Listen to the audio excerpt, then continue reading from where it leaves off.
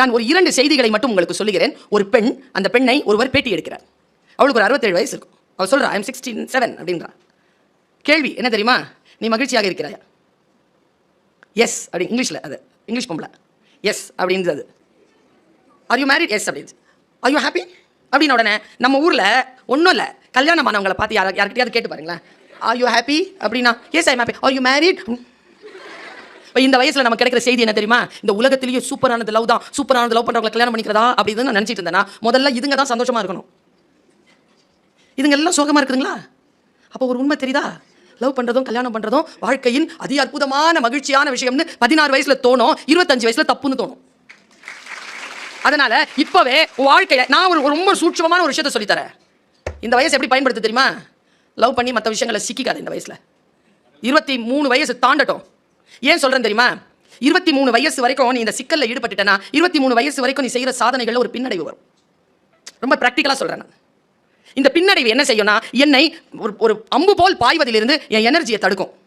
அதுலேயே இருப்பேன் நான், என் வாழ்க்கைக்கான விஷயங்கள் இருக்க மாட்டேன். ஆனால் 23 வயது வரைக்கும் உன்னுடைய இந்த டோபமினோக்கான எல்லா விஷயங்களையும் தள்ளி வச்சுட்டு நீ எங்கே படிக்கணுமோ, எங்கே வாழ்க்கையை கற்றுக்கொள்ள வேண்டுமோ அந்த ஷார்ப்னஸை கொண்டு வந்துட்டேன்னா, யாராக இருந்தாலும் எந்த உயர்வான விஷயமாக இருந்தாலும் அது உன்னை நாடி வரும். ஒருவேளை நீ நாடியது உயர்வானதாக இருந்தால் அது உன்னை நாடி வரும். ஒருவேளை அது உனக்கான தகுதியற்றதாக இருந்தால் அது உன்னை விட்டு விலகிவிடும். You have to give the time. நீ பலியாகிடக்கூடாது. எங்கள் அம்மா சொல்லுவாங்க, வெளியில் பிச்சைக்காரன் இருக்கிறான்னு சொன்னால் பிச்சைக்காரனுக்கு பிச்சை தான் போடணுமே தவிர பிரசாதத்தை போடக்கூடாதுப்பாங்க. பிரசாதம் அவனுக்கு தேவையில்லை, அவனுக்கு பிச்சை தான் தேவை. நிறைய பேர் அவங்களே போய் அந்த பாத்திரத்தில் உட்காந்துக்கிறாங்க. குழந்தைகள் செய்யும் பிழை, இளைஞர்கள் செய்யும் பிழை. நான் சொல்லுகிறேன். அந்த அம்மாட்ட கேட்டாங்க, are you married? Yes. Even after your marriage life you seems to be very happy. How? Tell as.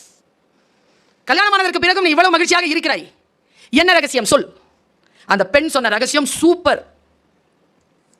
நான் என் மகிழ்ச்சியை யாரிடத்திலும் கொடுத்து வைக்கவில்லை. திருமணமானதற்கு முன்பும் நான் சந்தோஷமாக இருந்தேன், திருமணமான பொழுதும் நான் சந்தோஷமாக இருந்தேன், திருமணமானதற்கு பிறகும் சந்தோஷமாக இருக்கிறேன். என் சந்தோஷத்திற்கும் அந்த துணைக்கும் தொடர்பில்லை. நான் சந்தோஷமாக இருப்பது என்பது என் முடிவு. My God, mind blowing.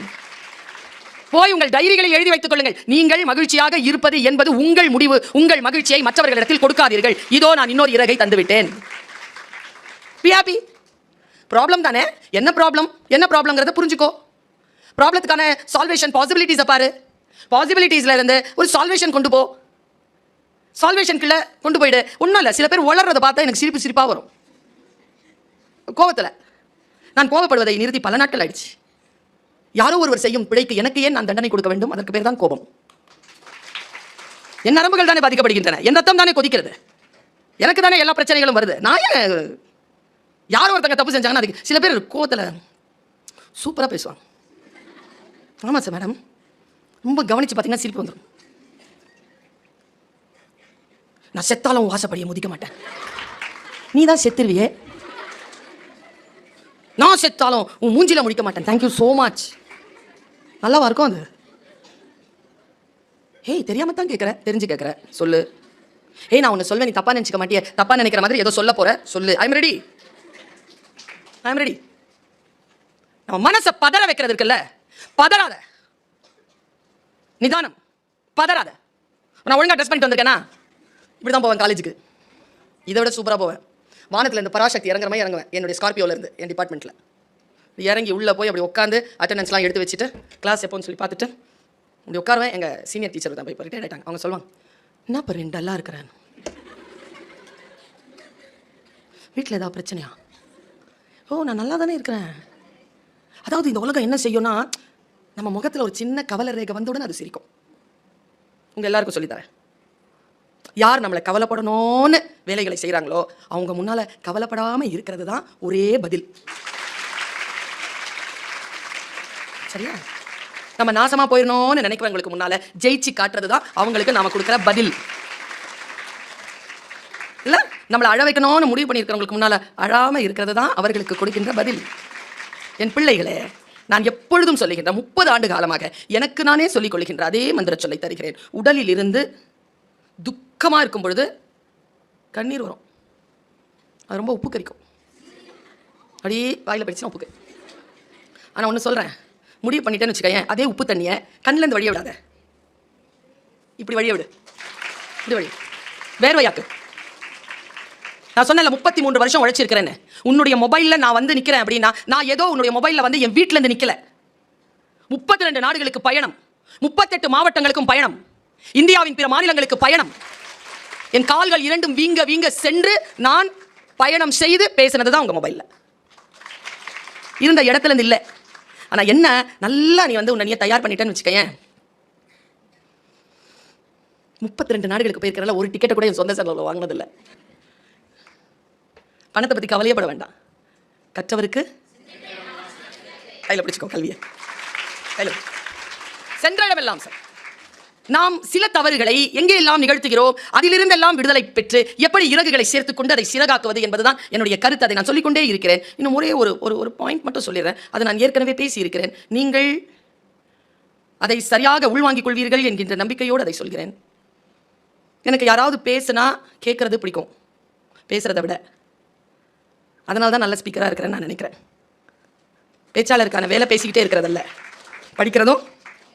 இந்த பழக்கம் வந்தது எங்கள் அம்மாவால்.